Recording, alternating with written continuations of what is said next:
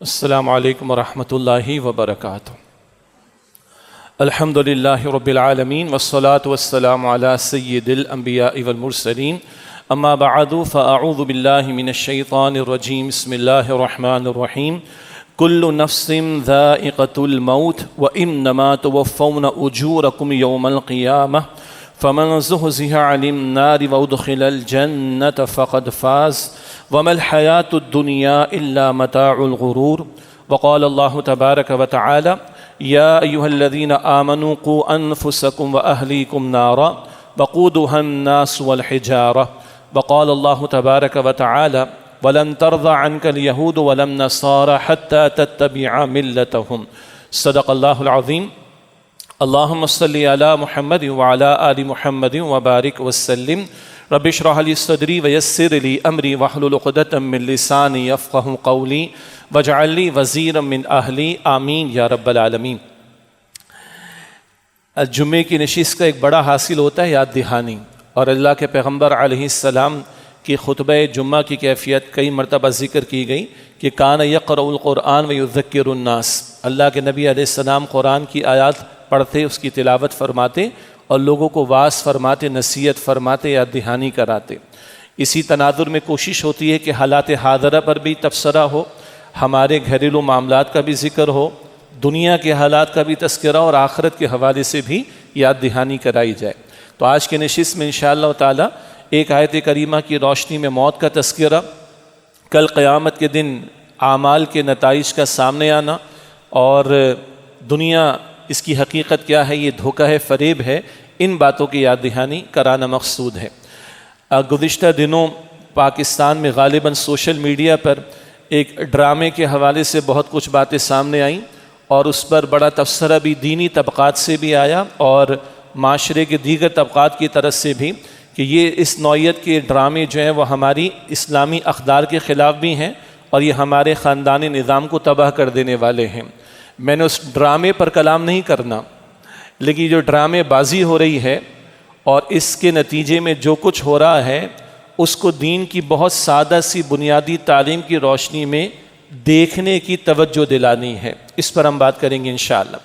اسی طرح ایک بات آگے چل کر یاد دہانی کی، اپنے گھر کی فکر کرنا، اپنی اولاد کی فکر کرنا، اپنی نسلوں کی فکر کرنا، اس پر بھی انشاءاللہ ہم بات کریں گے۔ مزید برآں ملکی حالات کے حوالے سے بھی دو تین باتیں۔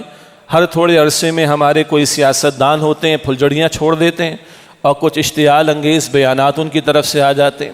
بعض سیاستدان ہوتے ہیں، ان کی پارٹیاں ہوتی ہیں، کبھی وہ اسلامک ٹچ دینے کی باتیں کرتے کرتے دین دشمنوں کے کچھ رویوں کو یا طرز عمل کو اختیار کر بیٹھتے ہیں۔ اس کی بس توجہ دلانا مقصود ہے کہ سیاست اپنی جگہ پر ہے، جس نے کرنی ہے وہ کر لے، لیکن اللہ کے دین کے ساتھ کھلواڑ نہ کیا جائے، اور جو دین دشمن ہیں یا مسلمہ طور پر دین سے خارج ہیں، باہر ہیں، ان کے رویوں کو اور ان کے شعار کو استعمال نہ کیا جائے، اس پر توجہ دلانی۔ ہمارے وزیر اعظم صاحب ٹرمپ سے ملاقات کر بیٹھے اور پھر کہہ دیا جناب ٹرمپ تو بڑا اچھا آدمی ہے اور امن کا بڑا علم بردار ہے۔ یہ تازہ ترین آج صبح کی خبر ہے۔ عجیب بات ہے۔ تو اس پر اگر وہ یہ کہہ سکتے ہیں تو ہم ممبر پر بیٹھ کر ہماری بھی کوئی ذمہ داری کہ ہمیں بھی کچھ کہنا پڑتا ہے۔ اور پھر عالمی سطح پر یعنی پاکستان اور سعودیہ کا دفاعی معاہدہ، اس پر گزشتہ جمعے میں لاہور میں کلام کر چکا ہوں، لیکن یہ کافی نہیں ہے۔ یہ صرف ملک کے دفاع کے لیے ضروری نہیں ہے، یہ حرم اقصیٰ کی حفاظت کے لیے بھی ہونا چاہیے، یہ فلسطین کے مظلوم مسلمانوں کی مدد کے لیے بھی ہونا چاہیے۔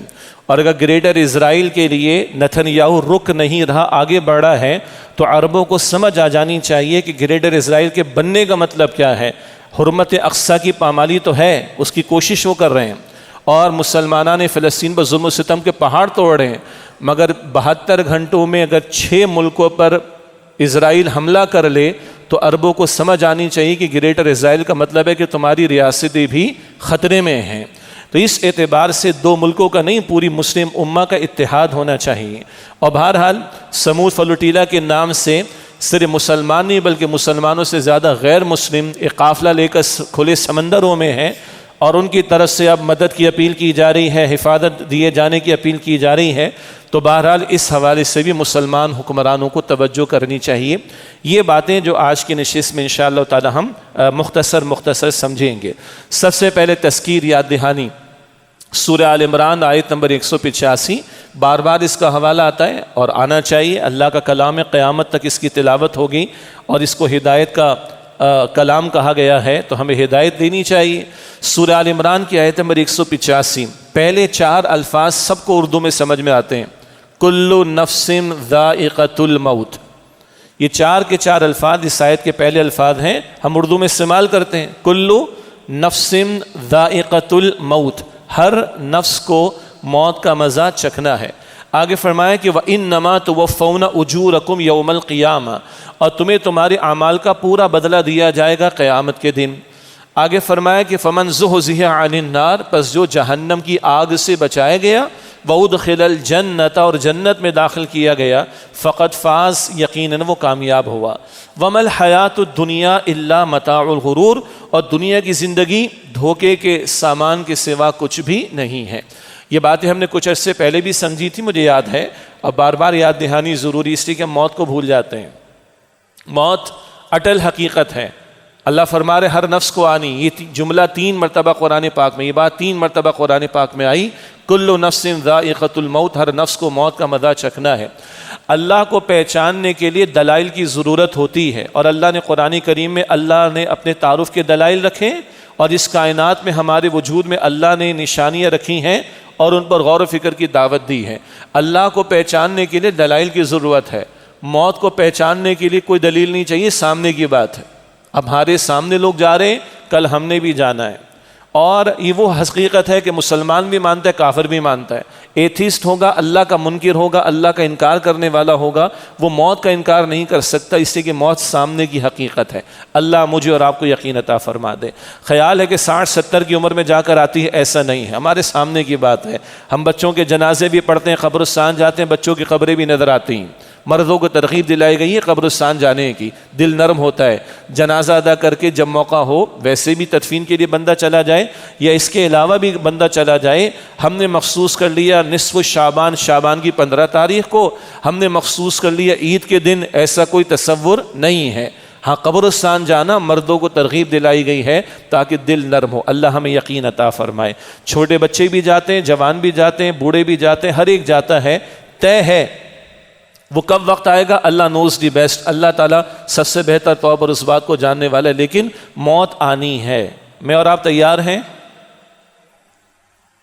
بس یہ بہت بڑا سوال ہے، ہم کہتے ہیں انگلش میں $1 ملین کوشچن ہے، تو اس کو $1 بلین کوشچن کر لیں۔ میرا اور آپ کا سب سے بڑا مسئلہ آخرت کا ہے، اور آخرت کے نتیجے دنیا کی زندگی میں کیے گئے اعمال پر منحصر ہیں۔ تو جو کمائی کرنی ادھر کرنی ہے کل کے لیے، ادھر کمائیے، نتیجے کل ہیں۔ باقی سورہ آل عمران ہے، اور اس میں اس سے پچھلی آیات میں غزوہ احد کے بارے میں تبصرہ بھی آیا۔ 70 صحابہ کرام شہید ہو گئے تھے غزوہ احد کے موقع پر۔ منافقین نے کہا اگر ہماری بات مانتے تو قتل نہ ہوتے، شہید نہ ہوتے، ہماری بات مان لیتے، کیوں نکلے بھائی میدان میں، کیوں باہر جا کے تم نے دفاع کرنا چاہا، کیوں تم نے ٹکر لی کفار سے، ہماری بات مانتے تو ایسا نہ ہوتا۔ اللہ تعالیٰ نے اور بھی جوابات دیے۔ یہاں کیا کہا جا رہا ہے؟ موت تو ہر نفس کو آنی ہے۔ باقی حضرت خالد بن ولید رضی اللہ تعالیٰ عنہ کا جملہ بہت قیمتی، بڑا مشہور، بڑا موٹیویشنل، بڑا ترغیب و تشویق والا، فرماتے کہ جو سمجھتا ہے کہ راہ خدا میں قتال کے لیے نکلے گا تو مر ہی جائے گا، تو آج وہ آئے اور خالد کو دیکھ لے۔ وہ خالد جن کو اللہ کے رسول علیہ السلام نے سیف من سیوف اللہ، اللہ کی تلواروں میں سے ایک تلوار قرار دیا، وہ خالد جو جنگ میں فرنٹ پر ہوا کرتے تھے، وہ خالد جن کے جسم کے ایک ایک حصے پر تلوار یا تیر کے زخم موجود، وہ خالد فرماتے رضی اللہ عنہ جو یہ سمجھتا ہے کہ راہ خدا میں نکلے گا قتال کے لیے اور قتل ہی ہو جائے گا، آئے وہ خالد کو دیکھ لے کہ خالد کے جسم کے ایک ایک حصے پر زخم تلوار یا نیزے کے یا تیر کے موجود ہیں، مگر خالد بستر پر، اور بستر پر اس کو موت آ رہی ہے۔ تو یہ جواب دیا جا رہا ہے منافقین کو، کل نفس ذائقۃ الموت۔ اللہ کے یہاں طے ہے، آنی ہے. تم گھر پہ بیٹھے رہے بچ جاؤ گے کیا؟ اینما تکون یدرککم الموت ولو کنتم فی بروج مشیدہ. تم جہاں کہیں بھی ہوگے موت تمہیں آ لے گی، چاہے تم مضبوط کیے ہوئے قلعوں میں ہی محفوظ کیوں نہ ہو. اللہ ہمیں یقین عطا فرمائے اور تیاری کی توفیق عطا فرمائے. یہ کل کرنے والا کام نہیں، یہ آج کرنے والا کام ہے. انگریزی کے الفاظ ہمیں معلوم ہے، ناؤ اینڈ نیور والی بات ہے، جسٹ ڈو اٹ والی بات ہے. زندگی اور موت کا مسئلہ ہے.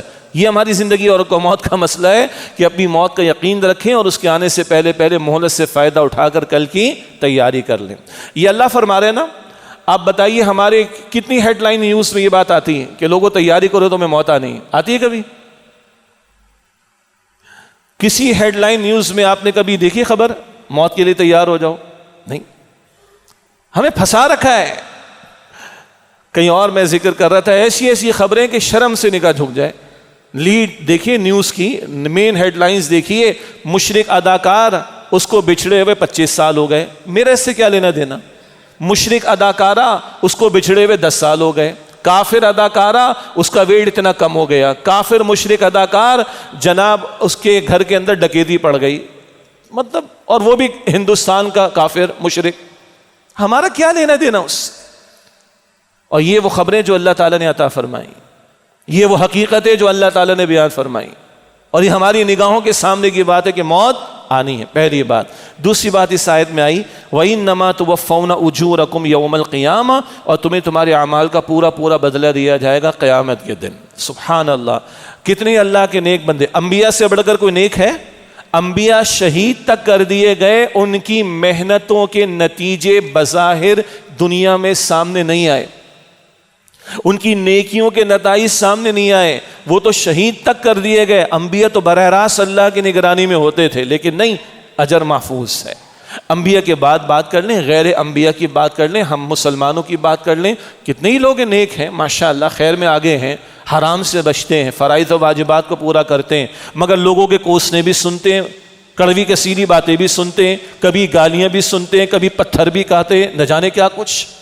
نہیں، تمہارے اعمال کا پورا پورا بدلہ قیامت کے دن دیا جائے گا. یہ تسلی ہے فرما برداروں کے لیے. آج تم حرام سے بچ رہے ہو. حضور نے فرمایا نا صلی اللہ علیہ وسلم، مسلم شریف کی روایت پہلے بھی ہم مطالعہ کر چکے، الدنیا سجن المؤمن و جنت الکافر. یہ دنیا مومن کے لیے قید خانہ اور کافر کے لیے کیا ہے؟ جنت ہے. مومن پابند ہے، اس کو حرام سے بچنا ہے، گناہوں سے بچنا ہے، نافرمانی سے بچنا ہے، فرائض و واجبات پر عمل کرنے میں مشقت جھیلنی ہے. سردی کی فجر کی نماز میں کھڑا ہوگا تو گرم بستر چھوڑنا پڑے گا، کبھی ٹھنڈے پانی سے وضو کرنا پڑے گا. جی، گرمی کی راتیں چھوٹی اگر ہوں گی تو نیند توڑنی پڑے گی، چھوڑنی پڑے گی، بستر چھوڑنا پڑے گا، نماز کے لیے اٹھنا پڑے گا.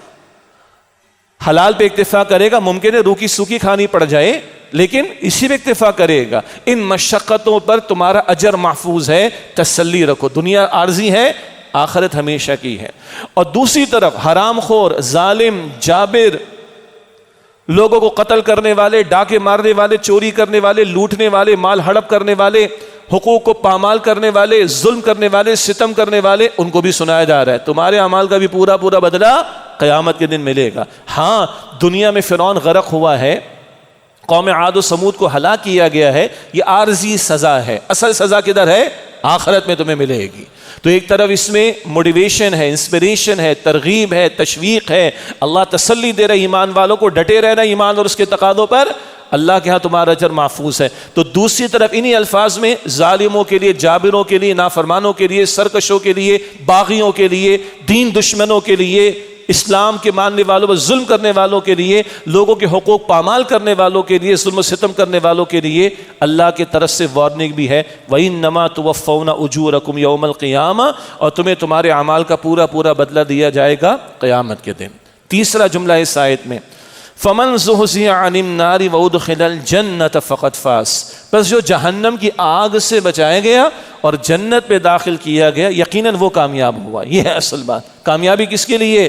جو جہنم سے بچایا گیا اور جنت میں داخل گیا. فرعون کے محلات تھے، وہ غرق ہو گیا، محلات کھڑے رہ گئے. پیرامڈز کھڑے ہوئے نا آج بھی، فرعون کے بنائے ہوئے احرام مصر جنہیں کہتے ہیں، پیرامڈز کھڑے ہیں. فرعون کے در ہے، لاش محفوظ کر دی اللہ نے.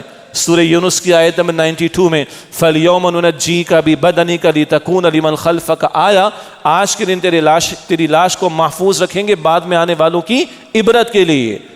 بڑے بڑے سائنسدان، بڑے بڑے سرجنز، بڑے بڑے مالدار، بڑے بڑے بادشاہ، بڑے بڑے منصب رکھنے والے کدھر چلے گئے؟ زمین کھا گئی ان کو، کچھ گیا ساتھ؟ یاد رکھ سکندر کے حوصلے تو عالی تھے، جب گیا تھا دنیا سے دونوں ہاتھ خالی تھے۔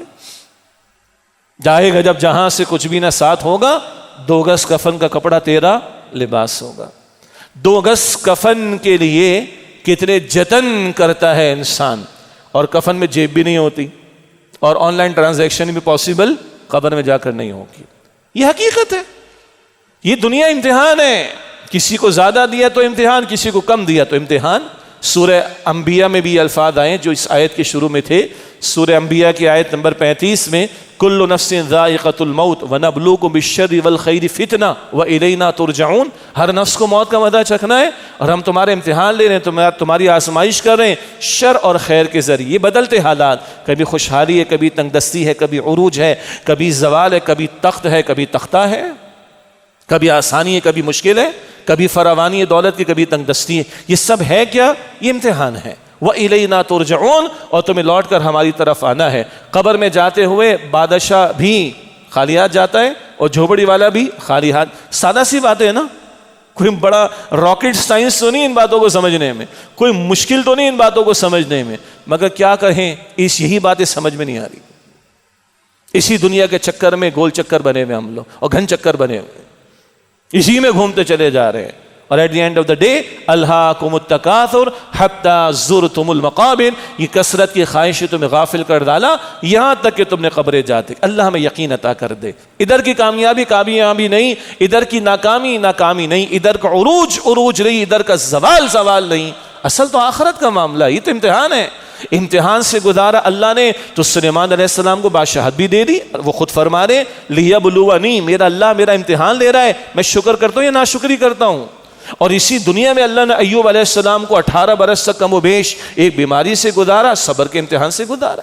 اللہ اکبر، نبیوں کی زندگی میں اللہ نے دکھا دیا ہمیں، باقی کسی کی کیا بات کرتے ہیں۔ یہ سب امتحان ہے، اصل یہاں کی کامیابی نہیں، اصل یہاں کی ناکامی نہیں۔ فمن زحزح عن النار وادخل الجنہ، بس جو جہنم کی آگ سے بچایا گیا اور جنت میں داخل کیا گیا، یقیناً وہ کامیاب ہوا۔ اب یہ اللہ تعالیٰ فرما رہا ہے، ہمیں بھی لوگ کہتے ہیں بھائی یہ پروفیشن لے لو گے کامیاب ہو جاؤ گے، بزنس کی لائن سیٹ کر لو گے تو کامیاب ہو جاؤ گے، پاکستان سے سارے فلوز اگر دبئی لے جاؤ گے تو کامیاب ہو جاؤ گے، بنگلہ دیش نکال دو گے تو ٹھیک ہے، وقتی طور پر آدمی ساری چیزیں دیکھتا ہے، لیکن یہ اللہ فرما رہا ہے، یہ بندے نہیں کہہ رہے ہیں، یہ اللہ فرما رہے جو جہنم سے بچایا جائے گا اور جنت میں داخل کیا جائے گا وہ کامیاب ہوگا۔ اب ہم تنہائی میں بیٹھ کے سوچیں، پرانے جملے ہیں لیکن بار بار ذکر کرنا ضروری ہے، قرآن میں اللہ کے کلام میں باتیں آئی ہیں۔ کیا ہیں پرانے جملے؟ ہم لوگ جنت کے بارے میں سیریس ہیں، ہم لوگ جہنم کے بارے میں سیریس ہیں، ہم جہنم کی آگ کے بارے میں سنجیدہ ہیں، ہم جنت کی نعمتوں کے بارے میں سنجیدہ ہیں، یا بس ٹھیک ہے ہاں ہے بس بیان ہو گیا ختم ہو گئی بات؟ Do we really care about this? اپنے آپ کو جہنم سے بچانے کے بارے میں، اپنے گھر والوں کو جہنم کی آگ سے بچانے کے بارے میں جتنا فکر ہم کرتے دنیا میں چولہے کی آگ سے بچنے اور گھر والوں کو بچانے کے لیے، ہاں گھر میں آگ نہ لگ جائے، آفس میں آگ نہ لگ جائے، فیکٹری میں آگ نہ لگ جائے، سرکٹ بریکر بھی لگاتے ہیں اور آگ بجھانے کے آلات بھی لگاتے ہیں، کتنے جتن کرتے ہیں نا، جہنم کی آگ سے بچنے کے لیے کتنے جتن کر رہے ہیں۔ دنیا کی راحت مل جائے، آسائشیں مل جائیں، بچے میرے سکون سے رہیں، بچے میرے آرام سے رہیں، گھر والے میرے آرام سے رہیں، یہ بھی کرو وہ بھی کرو، یہ فیسلٹیز وہ فیسلٹیز، یہ فرنیچر یہ گیجٹس، یہ سب کچھ ہو گیا، فائن، پتہ ہے موت آئے گی، کچھ ساتھ نہیں جانا۔ جنت کی نعمتیں مجھے مل جائیں، میرے گھر والوں کو مل جائیں، میرے بیلوڈ ونس کو مل جائیں، جن سے محبت میں کرتا ہوں ان کو جنت مل جائے، مجھے مل جائے، اس کے بارے میں ہم کتنے فکر مند ہیں۔ چیک کر لیں پچھلے 24 گھنٹوں میں اللہ تعالیٰ سے ہم نے جنت کا سوال شعوری طور پر کتنی مرتبہ کیا ہے۔ پچھلے 24 گھنٹوں میں اللہ سے جہنم سے بچائے جانے کا سوال ہم نے شعوری طور پر کتنی مرتبہ کیا، اور جن سے پیار ہے، جن کی انگلی بھی چولہے کی آگ میں جلنا گوارا نہیں کر سکتے، ان کے بارے میں کتنی مرتبہ سوال کیا کہ وہ جہنم سے بچا لیے جائیں اور وہ جنت میں داخل کر دیے جائیں۔ ہمیں پتہ چل جائے گا ہم سیریس ہیں کہ نہیں۔ ہم دنیا کی کوالیفیکیشن کے لیے، ایک پروفیشن میں پرسو کرنے کے لیے، ایک بزنس میں ایکسل کرنے کے لیے، ایک ٹینڈر حاصل کرنے کے لیے، ایک پروجیکٹ لینے کے لیے کتنی جتن کرتے ہیں۔ جنت کے بارے میں ہمارا جتن کرنا کتنا ہے، محنت کرنا کتنا ہے، اسٹرگل کتنا ہے کرنا. اور اللہ کی جنت سستی نہیں ہے. چند لاکھ کی تنخواہ بغیر محنت کے، چند کروڑ کا فائدہ جان کھپائے بغیر نہیں ملتا. اللہ کی جنت فری میں ملنے والی ہے ہمیں.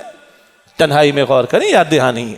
فمن زحزح عن النار وادخل الجنۃ فقد فاز، پس جو جہنم کی آگ سے بچایا گیا اور جنت میں داخل کیا گیا وہ اصل میں کامیاب ہوا. اللہ ہم سب کو جہنم کی آگ سے بچائے اور اللہ ہم سب کو جنت الفردوس عطا فرمائے. اور آمین کہنے کے ساتھ تنہائی میں بیٹھ کے ہم غور بھی کر لیں، میں بھی غور کروں، آپ بھی غور کریں. آخری بات اس آیت میں وَمَا الْحَيَاةُ الدُّنْيَا إِلَّا مَتَاعُ الْغُرُورِ، اور یہ دنیا کی زندگی دھوکے و فریب کے سوا کچھ نہیں. دنیا ایک حقیقت ہے، اصل حقیقت نہیں. دنیا ایک ریالٹی ہے، الٹیمیٹ ریالٹی نہیں. دنیا ہے مگر اصل نہیں ہے. یہ کیا ہے؟ سیدنا علی فرماتے رضی اللہ عنہ، لوگو تم آج سو رہے ہو، جب موت آئے گی تب تم جاگو گے. آج تم سو رہے ہو، جب موت آئے گی تب تم جاگو گے. یہ پردہ ہٹے گا.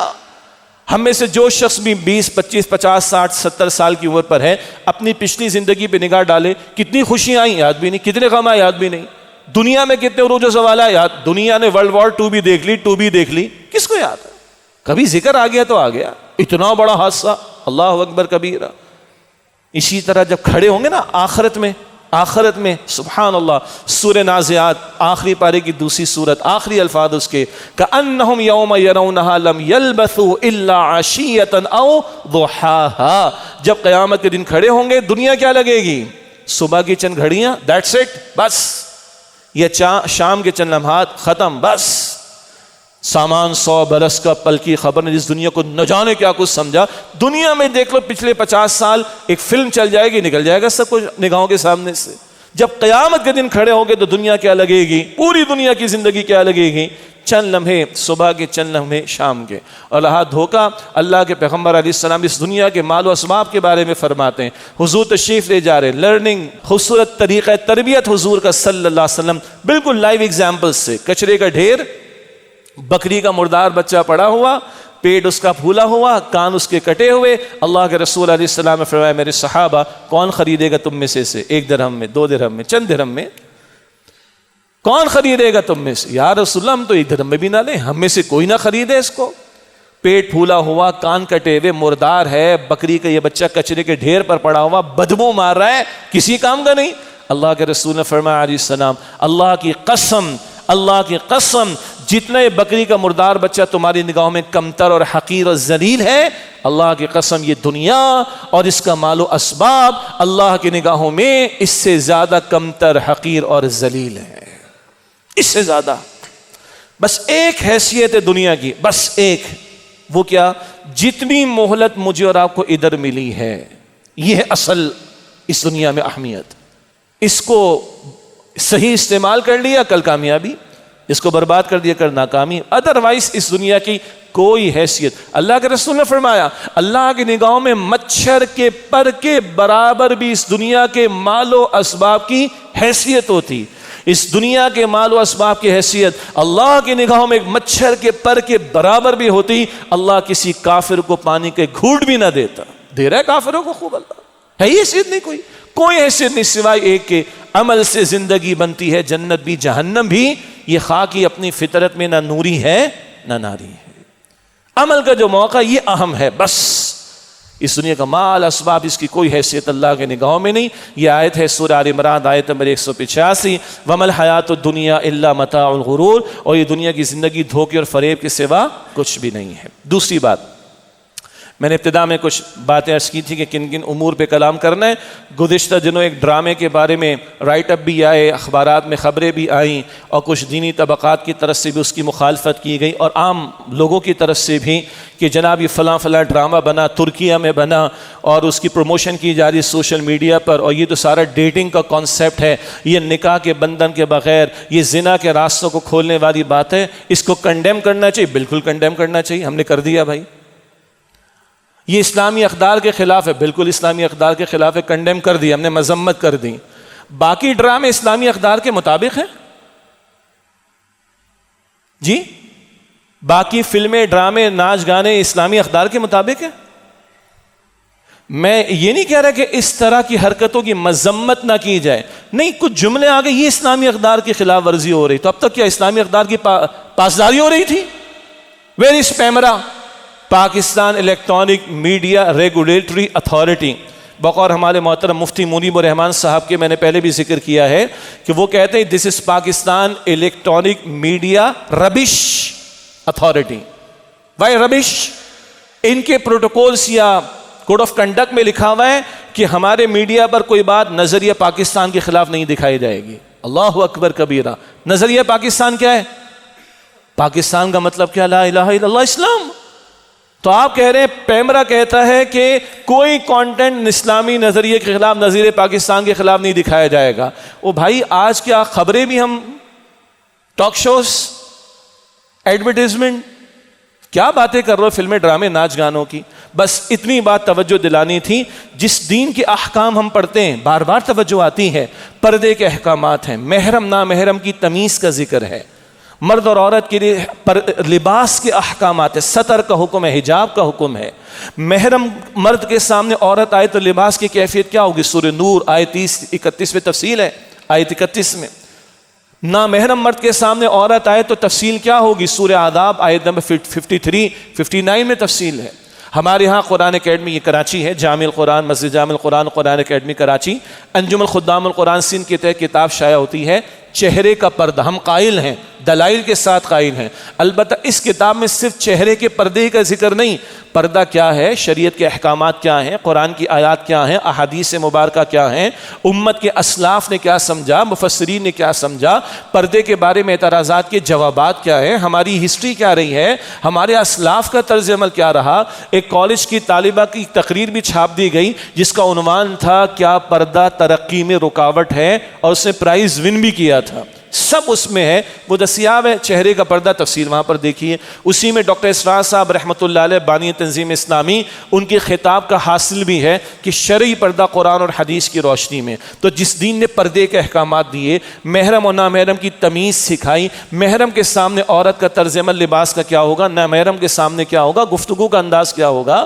جہاں سیگریگیشن کی بات کی جاتی ہے، اختلاط آزاد نہ ہو، آزادانہ مرد اور عورت کا نہ ہو، جہاں نکاح کے تقاضے سامنے رکھے گئے، جہاں زنا پر پابندی لگائی گئی، جہاں یہاں تک کہا گیا لا تقربوا الزنا، زنا کے قریب بھی نہ جاؤ، صرف زنا ہی منع نہیں، وہ چیزیں زنا کی طرف لے جانے والی وہ سب منع ہیں، مزید تفصیل میں نہیں جا رہا۔ اس سب کو سامنے رکھ کر کیا یہ جو ایک لیٹسٹ ڈرامہ، جو کہ مذمت کر رہے ہیں، ہم شدید مذمت کر رہے ہیں، صرف اسی کی مذمت کافی؟ اسکولوں کا حال کیا ہے، کالجوں کا حال کیا ہے، یونیورسٹیز کا حال کیا ہے، کو ایجوکیشن کے نام پر اب کیا چل پڑا ہے، ایکسٹرا کریکولر ایکٹیویٹیز کے اندر کیا کچھ ہو رہا ہے، ہمیں بھی پتا ہے، آپ کو بھی پتا ہے، یہ سارا اسلامی اقدار کے مطابق ہے۔ بھائی پورا آل ٹوگیدر آوے کا آوا بگڑا ہوا ہے، اس پورے کانسیپٹ پر بات ہونی چاہیے، ورنہ تو ایک بقول ہمارے ساتھ ڈاکٹر اسرار صاحب کے یہاں پر دانا نکلے گا، بھائی مرہم لگا دو، یہاں نکلے گا مرہم لگا دو، بھائی یہاں بھی تو نکل جائے گا، پھر ادھر نکل جائے گا، ادھر نکل جائے گا، بھائی تشخیص کرو یہ دانے نکل کیوں رہے ہیں۔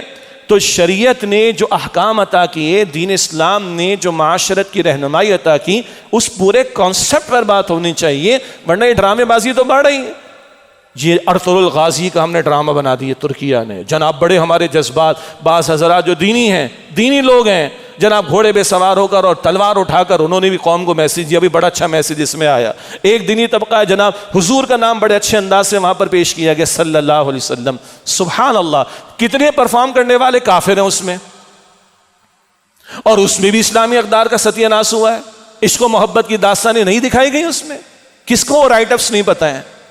اور ارطغرل الغازی ڈرامے کا ڈراپ سین کیا ہوا، استنبول کی سڑک پر ایک گھوڑے پر ترکیہ کا جھنڈا تھا، ایک گھوڑے پر اسرائیل کا جھنڈا تھا۔ یہ تو ابھی تھوڑا سا اردوغان نے پھر کچھ کہا ہے اور وقتی طور پر تجارتی معاہدے ختم کیے یا تجارتی تعلقات توڑے ہیں، جو کہ 10 مرتبہ توڑ کے دوبارہ بحال ہوئے ہیں۔ یہ اس ڈرامے کا ڈراپ سین تھا کہ استنبول کے ایک سڑک پر ایک گھوڑے پر ترکیہ کا جھنڈا اور ایک گھوڑے پر اسرائیل کا جھنڈا۔ میں اس کو کہتا ہوں یہ ڈرامے بازیاں نہ کرو بھائی، کھلواڑ نہ کرو، دین کو دین دے رہنے دو، دین کو ڈرامے بازی کے لیے استعمال نہ کرو، معاذ اللہ۔ ڈرامہ کرنا ہے، کفر کرنا ہے، شرک کرنا ہے، وہ غلط ہے، اس کی مذمت ہو جائے گی۔ مگر یہ بات میں کر رہا ہوں اس انداز سے جناب دینی اقدار کو ہم ڈراماٹائز کر کے پریزنٹ کریں گے تو وہ ڈرامہ ہی ہوتا ہے، وہ حقیقت نہیں ہوتی. بس اس سے آگے میں اس پر کلام نہیں کر رہا.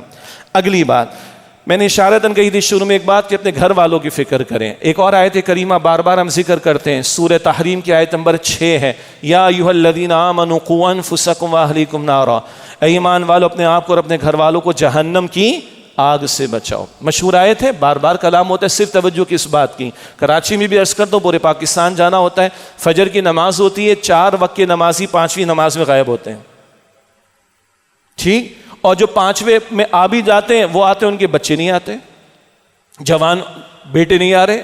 کیوں نہیں آ رہے؟ ہم کیوں فکر نہیں کر رہے اپنے بچوں کی؟ صرف نماز نہیں، آگے بھی میں بات کر رہا ہوں. اپنے بچوں کو ہم نے جنت میں نہیں دیکھنا؟ کیا ہم پر فرض ہے تو ہمارے بالغ بچوں پر نماز فرض نہیں ہے کیا؟ کیوں نہیں آ رہے وہ مسجد میں؟ یہاں سے چلیں اور آگے چلیں. اس معاشرے میں کراچی، اسلام آباد، لاہور، فیصل آباد، ملتان، اب بچے اللہ تعالیٰ کی ذات کے بارے میں بحث کر رہے ہیں، سوالات آ رہے ہیں ان کی طرف سے. سارا وہ جو دجالی میڈیا نے دماغ میں ٹھونس دیا ہے نا، ہم قرآن نہیں دے سکے اپنے بچوں کو، سیرت نہیں دے سکے اپنے بچوں کو، مگر وہ دجالی میڈیا نے بہت کچھ ٹھونس دیا ہے. اب وہ شریعت کے احکام پر بات اور بحث تو دور کی بات ہے، اب تو اللہ تعالیٰ کی ذات پر بات ہو رہی. پرانی بات ہے، میرا گمان ہے کم سے کم 15 سال پرانی بات ہوگی. ایک ٹاپک پر کچھ ہم سرچنگ کر رہے تھے تو USA کا ایک تھنک ٹینک تھا ایجوکیشن ریلیٹڈ، اس کا ایک چھوٹا سا پیراگراف سامنے آیا بڑا کمال کا. اس میں لکھا انہوں نے کہ اگر ہم نے اپنے بچوں کی مذہبی گیدرنگز میں، مذہبی اجتماعات میں حاضری کو یقینی نہ بنایا تو کل ہماری اگلی نسلیں وہ ایگو سینٹرڈ اور مشینیں ہوں گی، وہ مفاد پرست ہوں گے اور وہ مشینیں ہوں گے ہماری نسلیں، جن میں احساس نام کی کوئی شے نہیں ہوگی. سادہ سی بات، اگر اپنے بچوں کو انہوں نے مذہب کا، عیسائیت کا، ہم تو دین اسلام مکمل ضابطہ حیات، اگر اپنے بچوں کو دینی تعلیم سے روشناس نہ کرایا اور دینی اجتماعات میں ان کو ہم لے کر نہیں آئے تو کل ہمارے بچے جو ہیں وہ مشینیں ہوں گی، پیسہ کمانے کی ضرور مشینیں ہوں گی، مگر وہ ایگو سینٹرڈ ہوں گے، اپنی ذات تک محدود ہوں گے، مفاد پرست ہوں گے، اور ان میں احساسات اور جذبات نام کی کوئی شے نہیں ہوگی. تو انہوں نے ایک ریکمینڈیشن دی، سبحان اللہ، اور عجیب بات، انہوں نے کہا کہ ان کو بائبل پڑھاؤ، بائبل پڑھاؤ، بائبل پڑھاؤ، خدا کا تصور دو. وہ انہوں نے اپنے طور پر دیا. ہم کہہ رہے ہیں اپنے بچوں کو دین سے جوڑو بھائی، اپنے بچوں کو مسجد کے ماحول سے جوڑو، اپنے بچوں کو قرآن پڑھاؤ. 99% ہمارے بچے جنہوں نے آج تک قرآن کا ترجمہ زندگی میں ایک مرتبہ مکمل پڑھا نہیں، مگر دنیا جہاں کی تعلیم انہوں نے وہ جیپنیز سیکھ رہے ہیں، چائنیز سیکھ رہے ہیں، جرمن سیکھ رہے ہیں، ٹرکش سیکھ رہے ہیں، عربک سیکھ رہے ہیں، سب کچھ سیکھ رہے ہیں، قرآن نہیں سیکھ رہے. ماں باپ کو نہیں پوچھے گا اللہ؟ اور جن نوجوانوں کو اتنی صلاحیت مل گئی اللہ ان سے بھی پوچھے گا. تمہیں دنیا جہاں کے ریسورسز اویلیبل ہوں گی تو قرآن بھی تو تمہیں اویلیبل تھا، تم نے کیوں نہ پڑھا اللہ کا کلام؟ بہرحال ہم سب بیٹھ کر اس کی فکر کریں. ہماری تنظیم اسلامی میں جو لوگ بھی شامل ہیں ان کو رفقائے تنظیم کہتے ہیں. ایک ان کا چھوٹا سا ایک گیدرنگ جس کو ہم کہتے ہیں اسرہ خاندان کو کہتے ہیں عربی میں.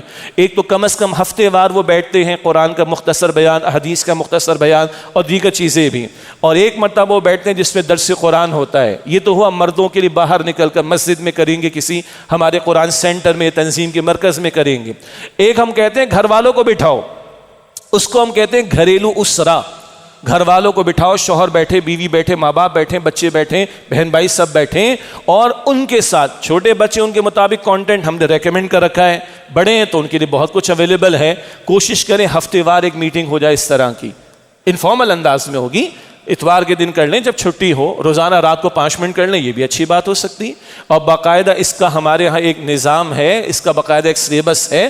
رفقائے تنظیم اسلامی میں سے جو لوگ شادی شدہ ہیں، ملتزم ایک ہماری ٹرمینالوجی چلتی ہے، ان سے ہم کہتے ہیں اس کا اہتمام کرو، لیکن باقی لوگ بھی اس کا اہتمام کر سکتے ہیں. اللہ تعالیٰ مجھے اور آپ کو ہمیں توفیق عطا فرمائے، اس لیے کہ بہرحال یا تو یہ اولاد صدقہ جاریہ بنے گی ہمارے لیے، یا پھر ہاں دوسری بات بیان میں نہیں آتی، اس کو اردو میں کہیں گے گناہ جاریہ. غلط ٹریک پہ لگی تو صحیح تربیت نہیں دی، غلط کاموں میں لگی تو ہم وجہ بنیں گے نا. تو صدقہ جاریہ مثبت بات، گناہ جاری ہے کیا ہے؟ جتنے غلط کام ہوں گے ماں باپ کے کھاتے میں بھی جائیں گے. اللہ ہم سب کی حفاظت فرمائے. تو کوشش کریں اپنے گھر والوں کی ہم فکر کریں. ملک کی حالات کے بارے میں مختصر باتیں. ہمارے بڑے قیمتی ذمہ دار ہیں ملک کے، نام لینے کی ضرورت نہیں ہے. ایک پھلجڑی پھر چھوڑ دی، افغانستان تو ہمارا دشمن ملک ہے، افغانستان تو ہمارا دشمن ملک ہے. بھائی اس طرح سے اگر کوئی گڑبڑ ہے تو ہم اس کے خلاف ہیں اور اس کو ریزولو کرنے کے حق میں ہیں. البتہ ہمارا ماضی بھی ہے، اس کو بھی دیکھ لینے کی ضرورت ہے. اور یہ اچھے بھلے دیندار حضرات کی طرف سے باتیں بھی آئی ہیں، مفتیان کرام کی طرف سے بھی آئی، ہم نے بھی بات بیان کی ہے. ایک طرف ہم کہہ رہے ہیں جناب انڈیا ہمارا دشمن ہے، تو ادھر بھی ہم دشمنی، ادھر بھی دشمنی، جائیں گے کدھر ہم؟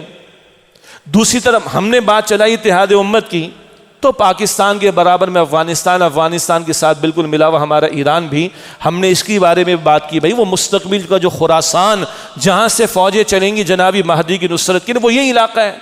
تو اگر وہ گریٹر اسرائیل کی باتیں کریں تو ہم گریٹر خراسان کی بات کریں نا، اس بلاک کو مضبوط کریں. چائنا وہاں پر فرم ہو گیا، رشیا وہاں پر فرم ہو گیا، اور ہم کہہ رہے ہیں کہ ہم افغانستان سے دشمنی اختیار کریں گے. ہمارا دماغ صحیح ہے؟ یہ ہمارے ذمہ داروں کے لیے جو حکومت میں موجود ہیں. پی ٹی آئی کی طرف سے جناب ایک دن منایا گیا اور اذان کہنے کی بات کہی گئی. مشکل حالات میں اذان کہنا کوئی مسئلہ نہیں، باقی تفصیل اپنے مقام پر. مگر وہ مشن نور کہہ دیا گیا اور اس پر اچھی خاصی تردید بھی، یعنی تنقید بھی آ گئی، اور خود پی ٹی آئی کے بعض ذمہ داران کی طرف سے بات آ گئی. بہت اچھی بات ہے، لیکن احساس رکھنا چاہیے اسلامک ٹچ کو کھلواڑ نہ بناؤ، ایک بات. اور دوسری بات ہے کہ جو دین دشمن ہے وہ قادیانیوں کا مشن چلتا رہا، قادیانیوں کا نور کا وہ ایک ٹائٹل استعمال کرتے رہے، ایک دن ان کے مخصوص رہا، وہ سارا پس منظر بھی سوشل میڈیا پر آ چکا، اور پی ٹی آئی کے بعد ذمہ داران کی طرف سے بھی اس کی جو ہے وہ تردید کر دی گئی. بس اتنا ہی کہنا ہے، حساسیت ہونی چاہیے. جو مسلمہ اگریڈ اپون دینی معاملات ہے، قادیانی کیا ہے؟ کافر ہیں، اسلام سے خارج ہیں، کسی قسم کا کوئی تعلق، کسی قسم کی ان کی کوئی سرپرستی، کسی قسم کا ان کی طرف جو رخ کا معاملہ کوئی بھی کرے گا وہ غلط کرے گا، کوئی بھی کرے. اگر کبھی مسلم لیگ کے کچھ ذمہ داران کی طرف سے قادیانیوں کو بھائی کبھی کہا گیا تھا تو وہ بھی غلط، اور اگر آج پی ٹی آئی کے کچھ لوگوں نے جذبات میں آ کے حرکت کی تو یہ بھی غلط کو غلط کہنے کی پالیسی رہنی چاہیے. دین کے جذبات اس قوم میں بہرحال موجود ہیں، بے عملی بھی ہے لیکن جذبات دین کے موجود ہیں، اور یہ چیز حکمراں ہوں یا اپوزیشن کے لوگ ہوں کہ وہ اس طرح کے دین دشمنوں کے ساتھ کو روابط کا معاملہ کریں، قطعاً ان کے لیے مفید نہیں ہو سکتا. اس حوالے سے کوئی بھی ہو یہ کلیئرٹی ہماری رہنی چاہیے. وزیر اعظم تشریف لے گئے جناب 6 دیگر مسلم ممالک کے ذمہ داران اور سربراہوں کے ساتھ، اور ٹرمپ کے بارے میں بڑے اچھے کلمات آ گئے اور پتہ نہیں کس کس کی طرف سے آ گئے، اور اب کہہ رہے جناب ٹرمپ تو جو امن کا علم بردار ہے، انا للہ و انا الیہ راجعون. ہر آنے والی قرارداد کو ویٹو کرتا ہے سیکیورٹی کونسل میں امریکہ. گریٹر اسرائیل کے منصوبوں کو آگے بڑھانے کے لیے پوری فراہم کرتا ہے طاقت اور سرپرستی امریکہ. قطر پر حملہ کرنے کے لیے اسرائیل کو سپورٹ دینے والا امریکہ اور یو کے بھی. اور اس وقت سب سے بڑا تاریخ کا جینوسائیڈ، نسل کشی جو فلسطین میں غزہ کے مسلمانوں کے ساتھ ہو رہی، اس کو پوری سپورٹ کرنے والا کون؟ امریکہ. اور آپ جا کے کہتے ہو یہ امن کا علم بردار ہے. شیم آن یو، شرم آنی چاہیے، شرم آنی چاہیے. کوئی انسانیت، میں تو بنیادی انسانی اخلاقیات کی بات کر رہا ہوں، دین تو بہت بڑی بات ہے. شرم آنی چاہیے ایسے ظالم کو، جابر کو، اور وہ صہیونی ریاست کی بیکنگ کرنے والے کو امن کا علم بردار کہنا. شرم آنی چاہیے ہمارے حکمرانوں کو. پتہ نہیں کیوں یہ کمبل نہیں اتر رہا امریکہ کا ان سے، پتہ نہیں کیوں نہیں اتر رہا. وہ ایک سجدہ جسے تو گراں سمجھتا ہے، 1000 سجدوں سے دیتا ہے آدمی کو نجات. اور آج شروع میں ہم نے بات کی تھی موت کی.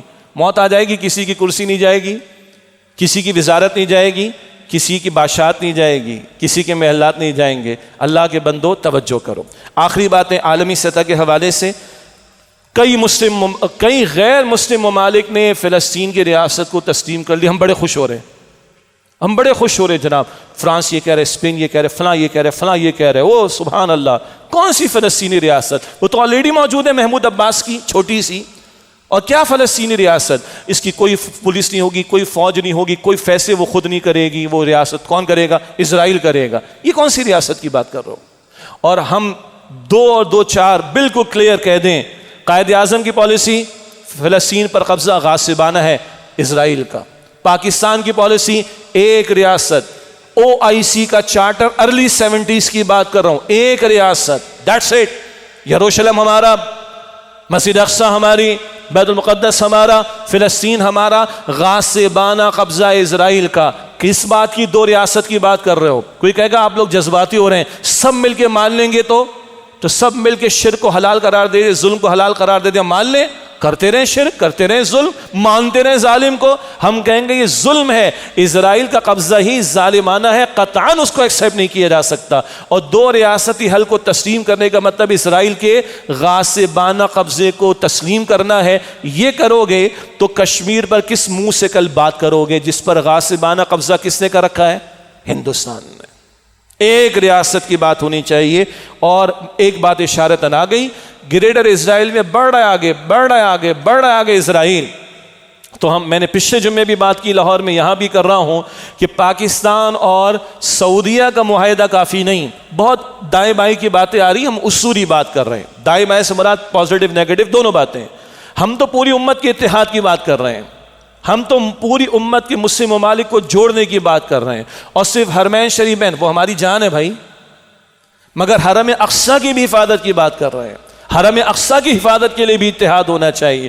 تو پوری امت مسلمہ کی سطح پر ہو. اور عرب یاد رکھیں، اگر وہ 6 ملکوں میں 72 گھنٹوں میں اسرائیل حملہ کر چکا اور گریٹر اسرائیل کے لیے وہ آگے بڑھ رہا ہے تو کیا عرب ریاستیں بچیں گی؟ حل یہی ہے کہ یہ مسلم ممالک کی سطح پر اتحاد ہونا چاہیے. اور آخری بات، سمود فلوٹیلا، وہاں سے سابق سینیٹر مشتاق احمد صاحب، اللہ ان کی حفاظت فرمائے، ان کی طرف سے پیغام آیا کہ بھائی جمعے کی خطبات میں بھی دعا کی اپیل کی جائے. غیر مسلم کھڑے ہو گئے بھائی، اور ہمیں پتہ ہی ایک ٹوکن ہے، بظاہر کچھ ہونے والا نہیں اس سے، مگر یہ غیر مسلم کھڑے ہو کر اپنی ریاستوں اور حکومتوں کو تماچا مار رہے ہیں کہ اگر تم کچھ نہیں کر رہے تو ہم اپنے تئیں یہ کر رہے ہیں.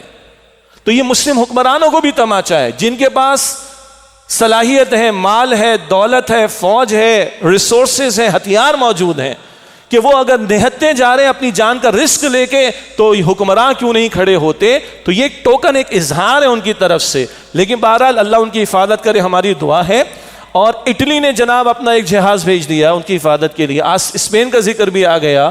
تو پاکستان کی نیوی بڑی زبردست ہے، انڈونیشیا کی نیوی بڑی زبردست ہے، سعودیہ کی نیوی تو ہم نے بنائی ہے پاکستان نے، ہم کیوں نہیں کھڑے ہو سکتے؟ یہ ہے بہرحال ان کی حفاظت کے لیے مسلم حکمرانوں کو سوچنا چاہیے. اور سب سے آخری بات یہ ہے، اسرائیل کو جواب دینے کی ضرورت ہے، اس لیے کہ لاتوں کے بھوت باتوں سے نہیں مانتے. وآخر دعوانا الحمدللہ رب العالمین.